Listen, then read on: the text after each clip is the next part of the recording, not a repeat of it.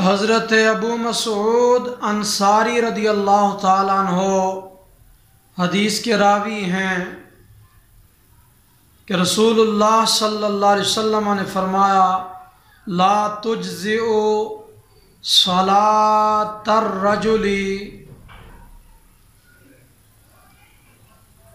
حتی یقیم ظہرہ فی الرکوع والسجود۔ یہ حدیث پاک سنن اربع اور دارمی شریف کے اندر اور مشکات کے اندر موجود ہے کہ نبی پاک علیہ السلام نے فرمایا کسی آدمی کی نماز تب تک جائز نہیں یہاں تک کہ وہ اپنی پیٹھ رکوع اور سجدے کے اندر سیدھا نہ کر دے۔